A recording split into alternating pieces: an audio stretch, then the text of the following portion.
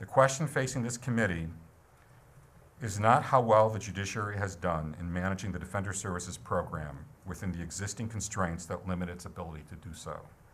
It is whether there is sufficient, or indeed any rationale, for continuing to operate within those constraints and limitations, rather than making the changes needed to give the Defender Services Program the elements that any modern governmental or business programmatic model would have. A governance structure that has an unconflicted mandate to carry out a clearly defined mission and that can be held accountable for its successes and failures. So, speaking for myself, first, I strongly support the restoration of the Defender Services Office to its prior position of greater autonomy within the AO. I do not question the motivations of the judges and staff responsible for the reorganization.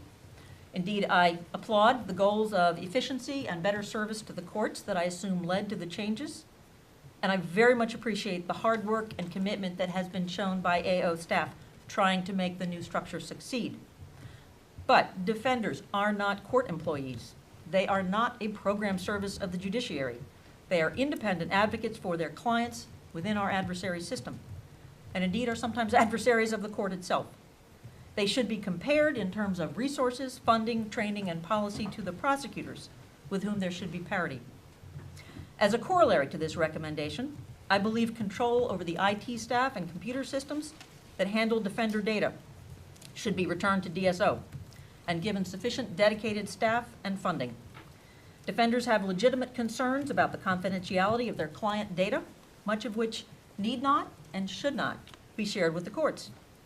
Now, the Defender Services Office and the Defender Services Committee certainly do need access to budget and workload data, but that access should be controlled by a more autonomous DSO working closely with defender offices.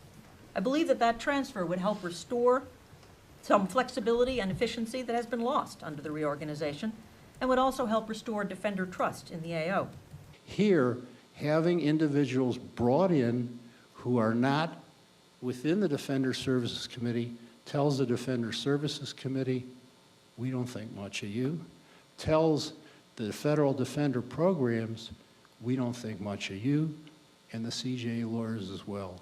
We have a good Defender Services Committee, and I think the AO should restore them to the position like other committees and let them effectively run the program. And on this conference call, there was us in New York, and then on the other end of the call was the chair of the executive committee, and then a staffer from the budget committee. And when you do this stuff long enough, all of you, I'm sure you do, you know, you recognize talking points when you hear them. And the talking points that we heard were the talking points that we had been getting from the budget committee for a decade. And the most remarkable thing about the call to me was there was no one on that call from the staff, from the Office of Defender Services, no one there from the Defender Services Committee. A decision that went right to the heart of the function of Defender Services was being made with no input whatsoever from anybody who knew what was going on. It's not just frustrating, it's incredibly wasteful and inefficient. In the 17 years I was there and the 20-something years they were there, I can't tell you how many meetings we had to go to. Countless meetings, hundreds, maybe thousands of hours of work, explaining the responsibilities and the interests and the mission of our program so that people who didn't understand it could understand why it had to be treated differently, rather than having administrators who are aware of what those issues are, understand them, and can make the decisions in a much more efficient way and a more economical way. I also support returning to the Defender Services Committee the jurisdiction over compensation and staffing formulas that was transferred to the Judicial Resources Committee.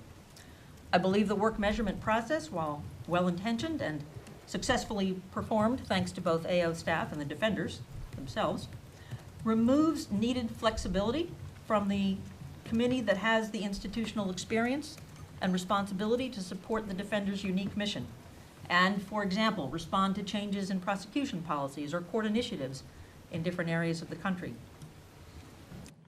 Because of work measurement, the program now has an empirical and analytical tool to address its staffing resources and requirement, and the need for judicial oversight over the Defender program is substantially reduced. As a consequence, at a minimum, DSO should be re-elevated to the directorate within the AO and judicial oversight of our staffing and budget limited.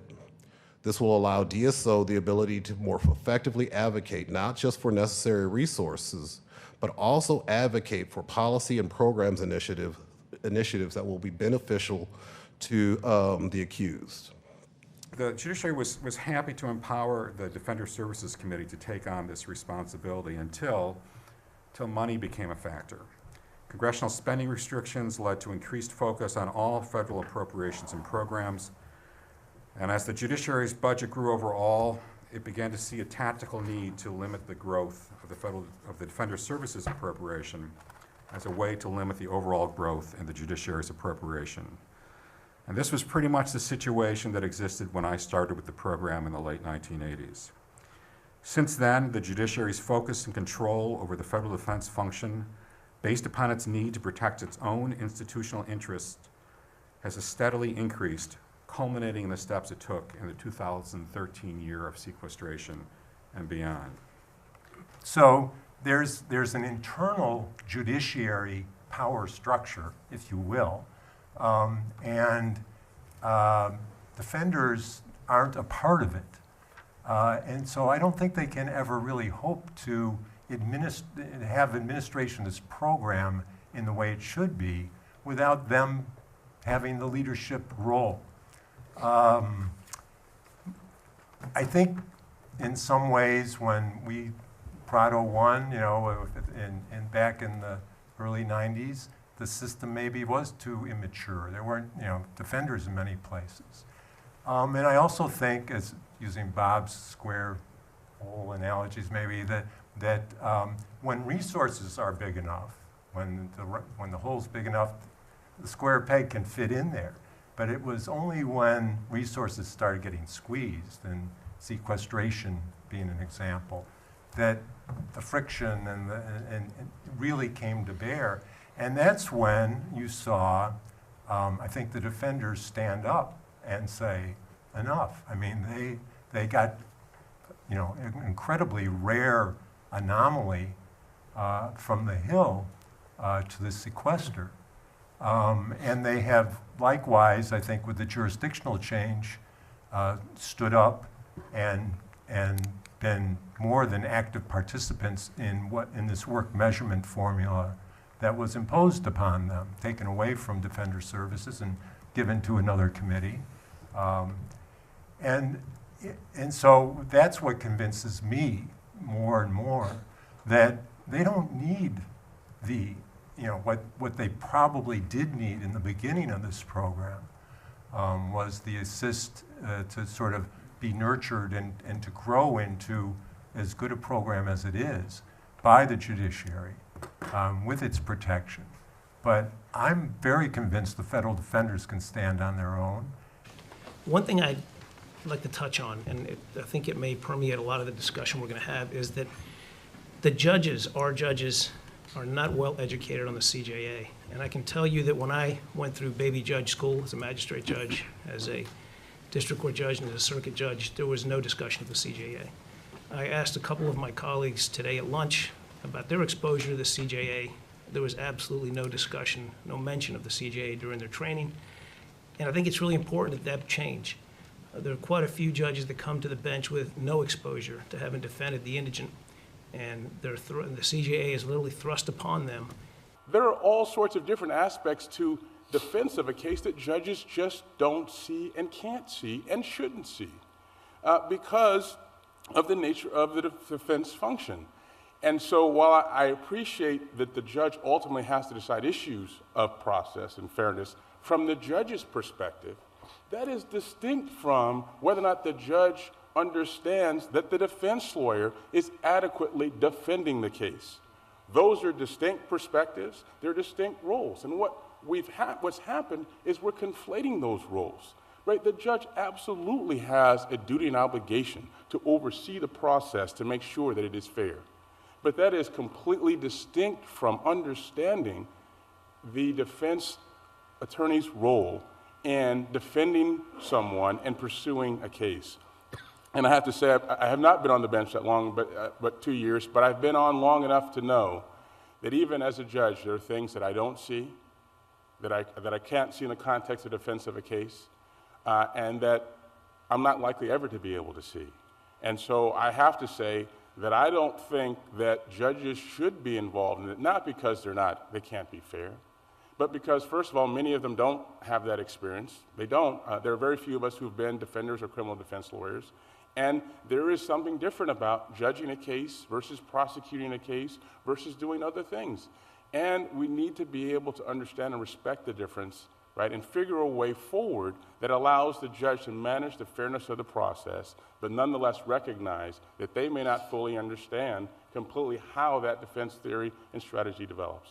There was a sea change within the administrative office and the judicial conference over the last, not just the sequester 3-year period, but I would say probably going back 5 to 7 years. That sea change has significantly reduced the independence of the defense function within the administrative office, within the judicial conference, and at the local level, as the changes emanating from Washington have trickled down to, spread out to the individual districts and to many of the judges who are reviewing the work of the CJA panel attorneys and now the federal defenders through the budgeting process. A process that I think you all should take very seriously as an awful impingement on the independence of the defense function and the ability of the defenders to run their offices and manage the resources that are entrusted to them. We would go to the budget committee and we'd have this debate about whether or not our request was too high or too low, or it was too low, but whether or not it was too high. There would be a different analysis presented to us from the budget staff at the AO that would, supporting the work of the budget committee, would say, no, your request, you miscalculated. You don't really need as much as you say you would need. You need less. And we could get in some debate about that. And then that's where the fight would occur. But this was an instance where the budget committee said, we're not going to debate your numbers. We're not doubting what you're saying, that is the calculation of what is needed. We're just telling you you're not going to get it, and you're going to have to operate with less. Now, it's one thing if you're a local public defense system or you're a national public defense system, and your funding source says that to you. You have some hard decisions to make. And how you deal with things when you actually have a sequester, when you actually get a cut, is something that we could spend a lot of time talking about. But it's quite another thing when the agency that is responsible for your program is prepared to go forward to the funding source and say, you know what, you can just, we're not going to go forward and ask for all the money that we think that we actually need to manage the program. I think there should be fundamental structural change. I think the resting the obligation, the responsibility to deliver indigent defense away from the judiciary is a good idea. We've just gotten used to the fact that it's in the judiciary. It doesn't make a whole lot of sense. I'm not sure if we had a blank slate and we were divvying up responsibilities now and that was on the table, we would take it. So I would take it all out of the judiciary and find a really good defender general.